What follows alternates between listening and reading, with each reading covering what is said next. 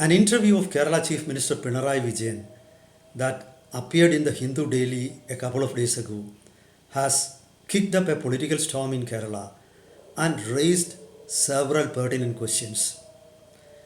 It was a contentious observation made by the Chief Minister about Malappuram district that sparked the controversy. The Chief Minister, citing statistics, said of the total illegal gold seized by Kerala police from 2020 till date, the vast quantity was from, or the major quantity was from Malappuram district. Similarly, he also said of the total quantity of Hawala money seized by Kerala police during the same period, the major chunk was from Malappuram. Political opponents and his own detractors within the LDF lost no time to allege that Pinarayi was actually insulting Muslim community who constitute around 70% of the population of Malappuram. And they went a step further. They said Pinarayi said so to impress BJP central leadership as well as RSS leaders. They even said that that was why he gave an interview in Delhi.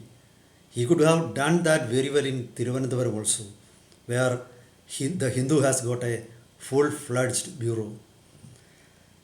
Now, it would have gone unnoticed had Pinarayi's office not taken it up.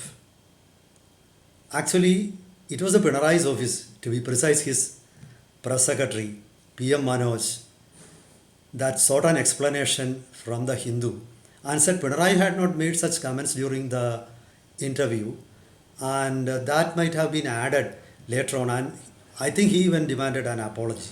I'm not sure about it. And in reply, the Hindu, perhaps the Hindu was forced to make an explanation, and they explained the whole background. And while explaining the whole background, they said the whole interview was arranged by a Delhi-based PR agency, Kaizin. And they said the representatives of the PR agency were present during the interview, and that actually worsened the situation.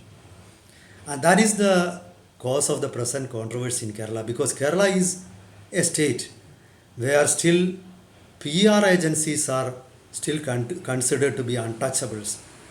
But all political leaders in Kerala use the services of public relations agencies also. This is also another fact. So this type of humbug is there in Kerala society and Kerala politics also. So this actually worsened the situation. Actually, it was the remedy suggested by the press secretary of the chief minister, which was worse than the disease. This is number one.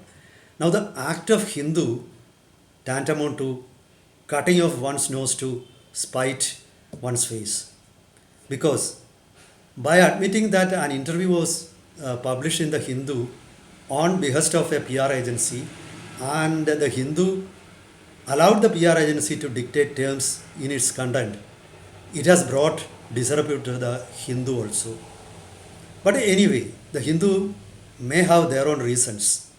They perhaps wanted to please Muslim community and explain to them how such a reference appeared in their report. Perhaps that could be the reason. Let's check the background of the whole report and examine the doubts and questions and try to answer them based on the evidences available on the public domain. Welcome to Insights. This is Hari Kumar. The interview appeared a couple of days ago. The interviewer was Shobana Nair, who I think is a deputy editor of The Hindu, a very senior journalist. And I think she is looking after the left beat in The Hindu New Delhi bureau. Now, the whole interview was mainly focused on the growth of BJP in Kerala, then the alleged failure of LDF to prevent it. The first question itself was she cited some a report of Central Committee which found that there was an erosion in CPM vote base in Kerala, and that vote base might have been going to the BJP, which Pinarayi denied. He even denied that there was such a report of Central Committee. Then there was another question whether the BJP was growing fast in Kerala and whether there is any chance for them to come to power in the near future. And Pinarayi outrightly denied it. And he said that the loss of LDF candidate in Thrissur Lok Sabha constituency, from where the BJP won a Lok Sabha seat in Kerala for the first time, was the result of erosion in Congress votes. He said Congress has lost around 86,000 votes there compared to the previous elections. And he perhaps hinted that the victory of Suresh Gopi by a margin of 75,000 votes was because of that. Then again he said he admitted that there was loss of votes for the LDF, and he justified that saying that in the national elections people might have thought that it could be better to vote some other party, meaning Congress. So he denied that left votes were transferred to the BJP. But at the same time, he admitted that there is a slow growth of BJP in Kerala over the few years that he admitted. And that's the truth also. It was actually while answering the fourth question about the allegation that senior CPM leaders and senior police officers in Kerala had met RSS and BJP leaders, that he made such a contentious comment about Malappuram. Besides referring to the capture of gold and Hawala money from Malappuram, he also made a comment that such money perhaps was used for anti-state and anti-national activities. Now, the comment it was not the first time that Pinarayi made such a comment. He made the same comment a couple of days ago at a press conference, and all the media in Kerala reported that. So there is nothing new in that interview. But it was the raking up of the whole issue and blaming Hindu by Pinarayi's press secretary that worsened the whole situation. Now, explaining how the whole story appeared and how those lines which were not said, but it was true that Pinarayi didn't make such comments during his interview with Shobhana Nair. But in their explanation, the Hindus said, after the interview, they got a written demand from a PR agency which organized the interview, that his references to the gold smuggling and Hawala activities in the state and the action taken by Kerala government against those illegal acts need to be included. And he has told about it a couple of days ago. So that was why the author or the reporter included those comments which were not said by Pinarayi in the interview. Now the whole situation became clear. Now it became very clear that the interview was not sought by the Hindu. It was actually sought by the office of Pinarayi, and the Hindu yielded to it. Now it raises several questions. This part, the coming part, is the most controversial aspect of the whole episode. Number one is, why did Pinarayi seek the help of a PR agency to get an interview published in the Hindu? The Hindu is known to be a left-aligned newspaper. Critics of the Hindu in Kerala call the newspaper English Deshabhimani. Deshabhimani is the mouthpiece of CPIM in Kerala, Malayalam mouthpiece of CPIM. Now, for getting an interview published in the Hindu is not a big task for Kerala Chief Minister. He could very well call the Thiruvananthapuram Bureau or the Kerala resident editor and demand and express his willingness to give an interview. I am sure in no time a senior reporter will go there and take it, and immediately that will be published.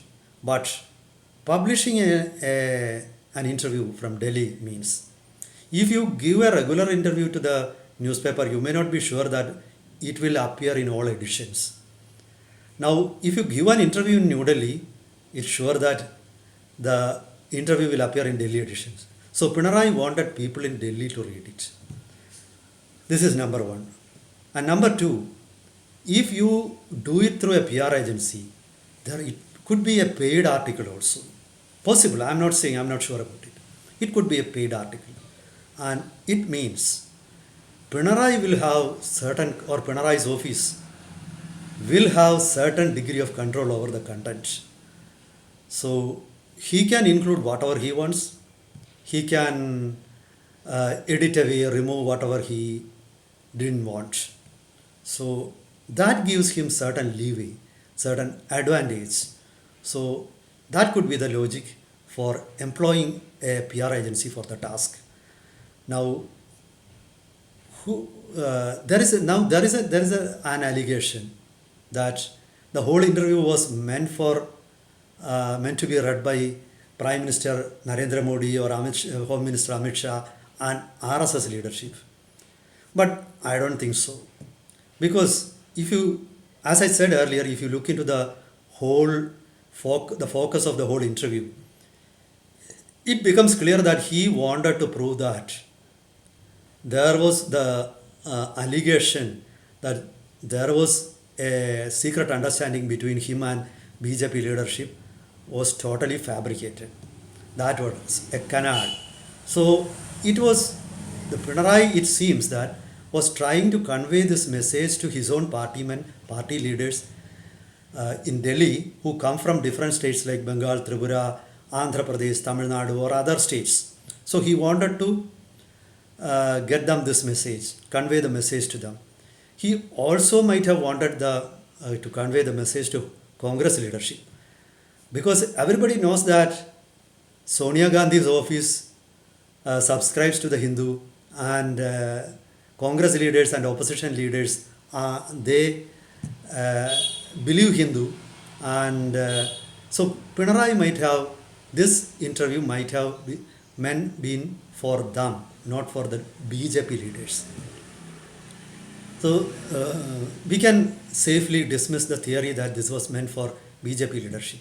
But it also means that Pinarayi has got certain vested interests there.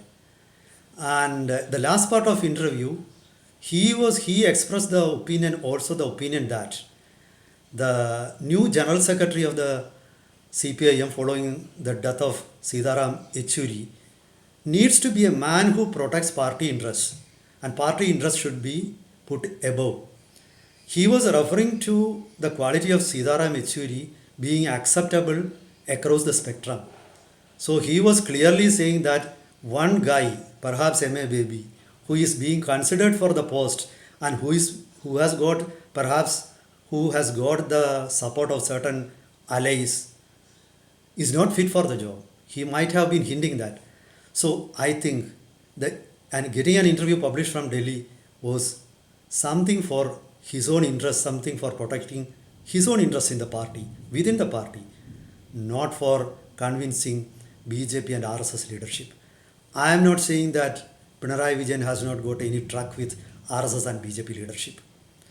I think there is a certain degree of understanding, but it could be limited to keeping Congress out of power and protecting Pinarayi's interest, personal interest, not beyond that. Anyway, I don't think this interview was meant for pleasing RSS bosses. But unfortunately, when the Hindu revealed the whole background, this has brought discredit to the newspaper also, because now people will think that every interview published by the Hindu could be of the same nature. The traditional admirers of Hindu believe that this is a newspaper which cannot be influenced by PR agencies or other people with money. But the current episode has made a dent in its reputation, and it won't be easy for the newspaper to overcome that. It's true that the negative publicity got by the Hindu has put the newspaper in limelight. Their circulation is very low at present. The newspaper is not being, it doesn't have the clout it used to have earlier. Many of their bureaus have been shut down. The number of journalists working in the Hindu has come down. But this has given them some publicity, and many people have now realized that the Hindu is doing something. This has brought them back to limelight. So that is there, I agree. But overall, I think it is not going to help the Hindu. But anyway, the present controversy could have been avoided. It was, the blame should entirely rest on, I think we can pass the buck to Mr. P.M. Manoj. The problem with Pinarayi Vijayan's office, according to sources in the CPIM, is that it is full of people, ignorant people, full of jackasses. And just because if you are a political leader, CPIM leader from Kannur, you may be accommodated in the office. Not because of your talent, people are admitted in Pinarayi's office. A man like PM Manoj is not the professional who should be controlling Pinarayi's office. But I think hiring a PR agency is not a big shameful thing or a big mistake. Because almost all political leaders in India, right from Prime Minister Narendra Modi to opposition leader Rahul Gandhi, the US President, or look at political leaders across the world, they all use the services of PR agencies. It doesn't mean PR agencies are dictating terms, they are deciding policies. It's not like that. It's out of total ignorance that these people make such comments. Anyway, the CPM will have to sweat it out. And Pinarayi Vijayan, unfortunately, is encountering hurdles every day, and it will be difficult for him in the coming days also. That is what the message being sent out by the present controversy. Meet you with another topic next time. Till then, goodbye.